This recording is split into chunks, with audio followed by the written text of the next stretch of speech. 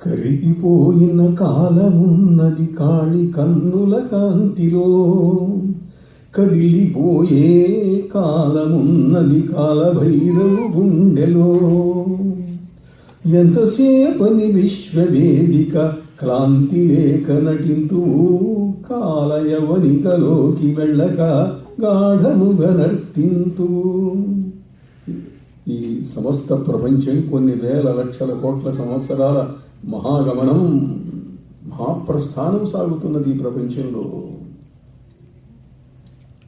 అది చూడాలనుకుంటే కాళిని ఉపాసించు, కదిలిపోయే కాలం నీకు కనిపిస్తుంది, త్రికాల రహస్యాలు తెలుసుకోగలుగుతావు. కరిగిపోయిన కాలమున్నది కాలభైరవు గుండెలో, కాలభైరవుని ఉపాసించు, అన్ని రహస్యాలు తెలుసుకోగలుగుతావు నువ్వు. చల్లని తల్లి ప్రేమరస సౌధవనంతరమల్లి, వేదనాలోల్లసిత ప్రభావ సుమహోదయ కాంతిమతీమ తల్లి, చిత్పల్లవ సిద్ధయోగ సుమభక్తి ఫలాశ్రయ కల్పవల్లి, మా నల్లని తల్లి కాళి కరుణామయి పాదముల ఆశ్రయించదన్. కాళీదేవి మా నల్లని తల్లి, ఆమెట్టే నాకు చాలా ఇష్టం. ఆమె పాదపద్మములను ఆశ్రయిస్తున్నాను. కంటకులైన శాస్త్రముల గర్వము కర్వము సేయ, అల్లము కంటి గృహంబు నుండి అజకల్పిత లోకములెన్నో దాటి మా ఇంటికి వచ్చి హోమగృహమెర్రని నవ్వుల నింపి, కుండపున్మంటల మధ్య నిల్చు అతిమానుష కాళీ కరాళి గొల్చెదన్.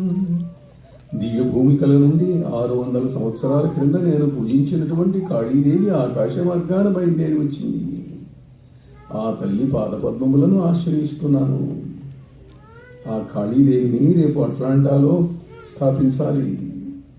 10 మహావిద్యా దేవతలను పెట్టాలి అక్కడ. కాళీ, తారా, చిన్నమస్త, భైరవి, బగళాముఖి, ధ్రువామతి చ మాతంగి, షోడశి, భువనేశ్వరి, కమలాత్మిక. ఈ దేవతలను ఎక్కడ 10 మహావిద్యా దేవతలను కాళీ ప్రధాన దేవతగా స్థాపించాలి అని భావిస్తున్నాను.